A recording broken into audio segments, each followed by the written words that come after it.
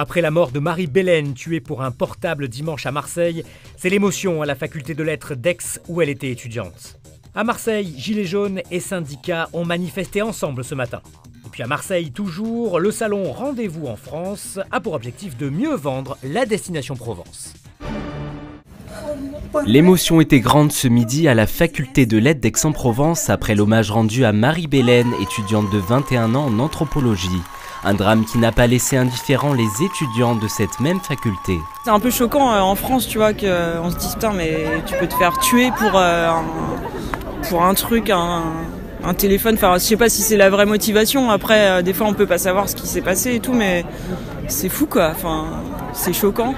Franchement, ça m'a vraiment touchée parce que je me suis dit que ça pouvait arriver à n'importe qui, à n'importe quel moment, et on en a énormément parlé justement tous les deux. Et même si nous on la connaissait pas personnellement, forcément ça a eu un impact dans la mesure où oui, on pense que ça peut arriver qu'aux autres, mais ça peut nous arriver à nous à n'importe quel moment. Derrière ce drame, plusieurs étudiants pointent un problème récurrent dont les jeunes femmes sont souvent victimes. Ça fait peur parce que l'année dernière, il y a eu quand même 2 jeunes filles qui ont été aussi assassinées à Saint-Charles, mais il n'y a pas eu que ça. Les filles, en général, on a l'impression d'être des animaux auprès de ce genre de personnes.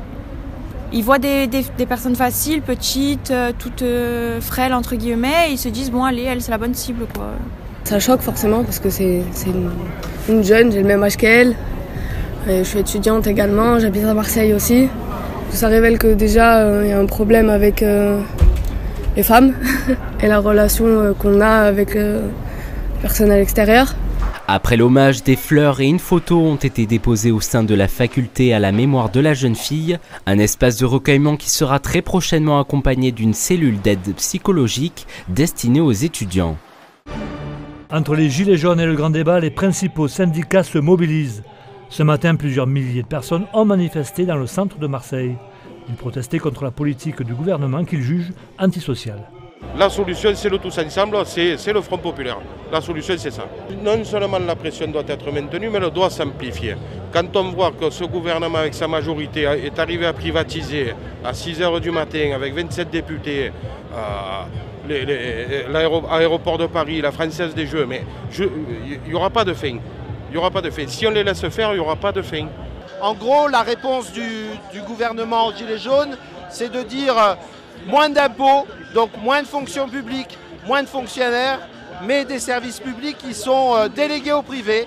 Et les gens auront à payer le service au coup par coup, à l'acte.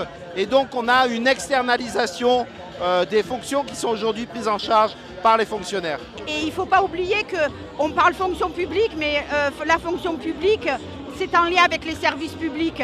Les Français s'expriment majoritairement pour dire qu'on a besoin de plus de services publics.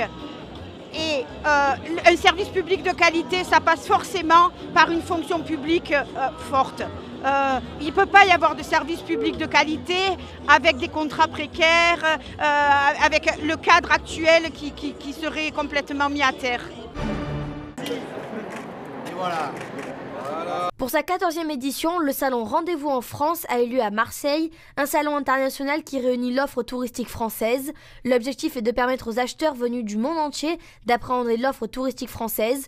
Aujourd'hui, le président de la région a insisté sur les points positifs de notre région sud. La région sud, c'est quand même une destination mondiale. La France est la première destination au monde dans le tourisme. Notre région est la première destination en France après Paris. Et nous avons tout à moins de 20 minutes. Passer de la Camargue au Beau-de-Provence, en allant dans les Alpes et après en allant à Saint-Tropez ou à Nice, tout est dans un périmètre incroyable.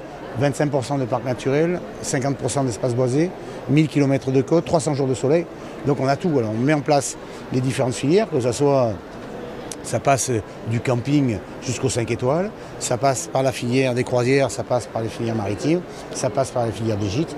Et en fait, chacun peut trouver son espace pour développer. On est là sur un des grands pôles touristiques de la France, très clairement, avec des départements, je pense au Var, aux Alpes-Maritimes, aux Bouches-du-Rhône, qui sont dans le haut de la liste en matière d'attractivité.